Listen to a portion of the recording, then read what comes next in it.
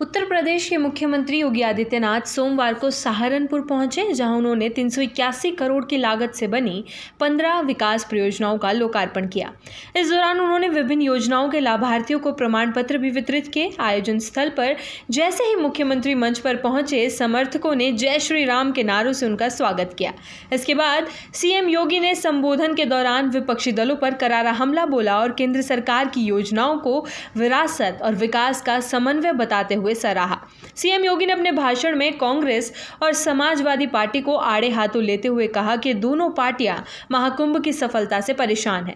उन्होंने कहा कि सनातन धर्म का गौरव और वैभव जिस ऊंचाई पर पहुंच रहा है, वो विपक्ष को परेशान करता है। योगी आदित्यनाथ ने कहा कि कांग्रेस और सपा जैसी पार्टियों की संवेदना गरीबों और युवाओं के साथ नहीं होती, बल्कि वे भारत की विरासत पर गर्व महसूस नहीं कर पाती।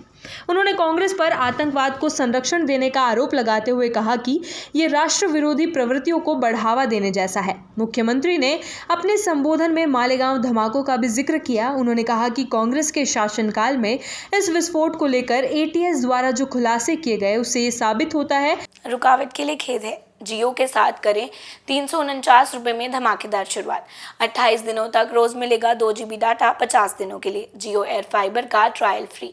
90 दिनों के लिए जियो हॉटस्टार का सब्सक्रिप्शन और 50 GB AI जियो क्लाउड स्टोरेज भी फ्री।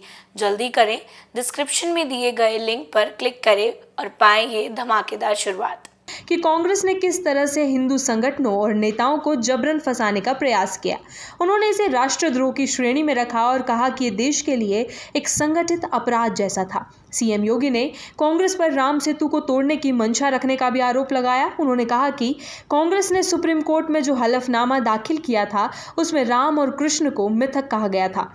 उन्होंने पूछा कि जो लोग हमारे पूज्य देवी देवताओं को मिथक मानते हैं, उनसे विरासत के संरक्षण की उम्मीद कैसे की जा सकती है। मुख्यमंत्री ने कहा कि प्रधानमंत्री नरेंद्र मोदी के नेतृत्व में भारत में विरासत और विकास दोनों को साथ लेकर चलने की परंपरा शुरू हुई है।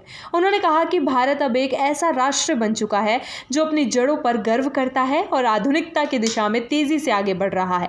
योगी आदित्यनाथ ने उदाहरण देते हुए कहा कि मां शाकंभरी देवी का कॉरिडोर, काशी विश्वनाथ धाम और अयोध्या में राम मंदिर जैसे कार्य विपक्ष के बस की बात नहीं थी। उन्होंने कहा कि ये सभी प्रतीक भारत की सांस्कृतिक धरोहर को सशक्त बनाने वाले हैं और भाजपा सरकार ने इन्हें मूर्त रूप दिया। सीएम योगी ने यह भी ऐलान किया कि अब सिर्फ 17 नगर निगम ही नहीं, बल्कि हर जिले के नगर निकाय को स्मार्ट सिटी मिशन की तर्ज पर विकसित किया जाएगा। उन्होंने कहा कि बजट में इसके लिए प्रावधान कर दिया गया है और अगले चरण में इसे लागू किया जाएगा। सीएम योगी ने सहारनपुर में स्थित पौराणिक स्थल गोगा मेड़ी का भी दौरा किया और इसके सुंदरीकरण की सराहना की। उन्होंने कहा कि गोगा जहारवीर जैसे पराक्रमी योद्धाओं ने विदेशी आक्रांताओं से देश की रक्षा की थी। ऐसे स्थलों का विकास हमारी सांस्कृतिक चेतना को मजबूत करता है। उन्होंने कहा कि सुंदरीकरण कार्य देखकर यह समझा जा सकता है कि सांस्कृतिक स्थलों को किस तरह संवारा जा सकता है और किस तरह की व्यवस्था वहां की जा सकती है।